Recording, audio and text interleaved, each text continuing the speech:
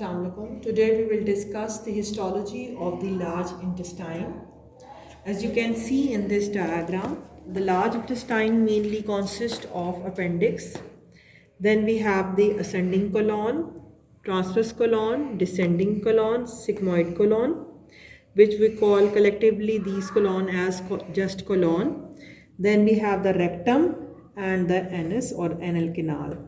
So mainly we have four parts of the large intestine, which are the appendix, colon, rectum and anus.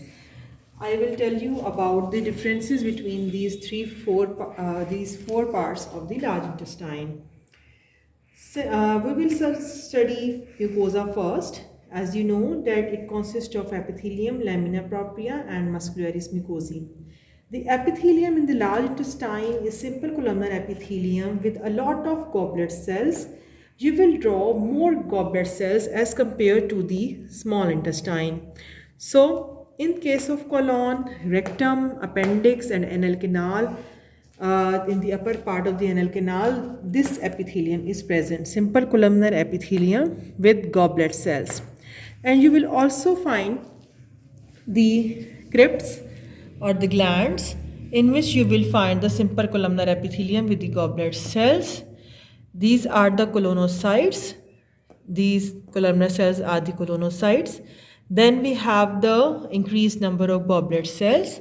Then enteroendocrine cells, which are present in whole GIT. Then stem cells, from which the daughter cells are produced and shed in the upper surface.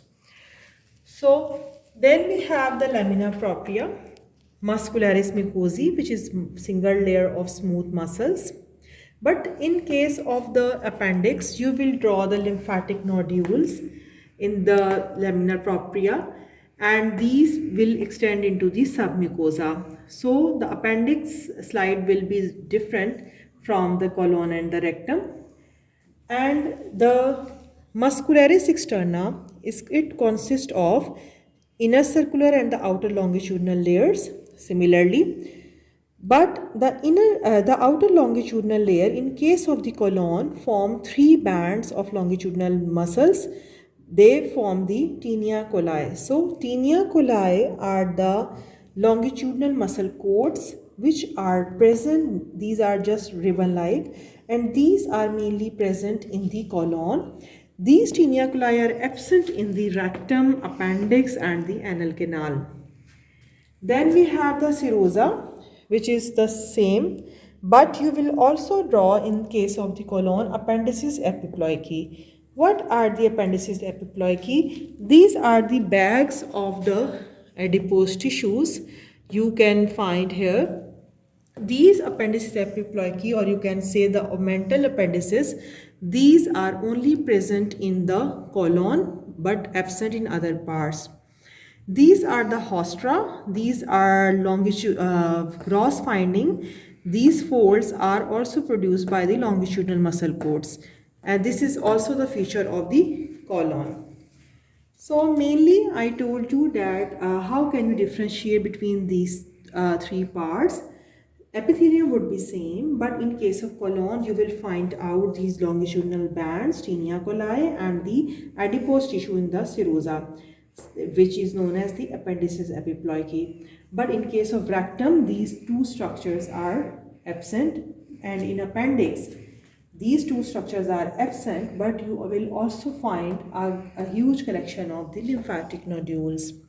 In case of the anal canal, which is the last part of the large intestine, you will find three types of epithelium. We will divide the anal canal into three parts: upper part, middle part and the lower part. Upper part contains the simple columnar epithelium with a lot of goblet cells. Then the middle part contains stratified squamous non-keratinized epithelium, while the lower part contains the stratified squamous non-keratinized epithelium. In case of the anal canal, there are anal columns. If this is the anal canal, then the anal columns are present here. And these anal columns are joined by some mucosal folds. If we join these folds, then there is a straight line which is known as the pectinate line. Pectinate line. And below this pectinate line there are no glands. Means glands are just present in the anal canal. Above this pectinate line, these are the anal columns. In the anal canal, you will also draw the internal anal sphincter, which is made up of smooth muscles because it is involuntary, and external anal sphincter, which is made up of skeletal muscles because it is voluntary in action.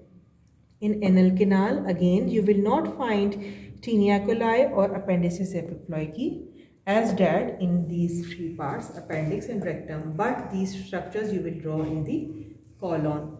Now I will tell you about the differences between the small intestine and the large intestine. In case of the small intestine, the villi were present, but in large intestine, villi are absent.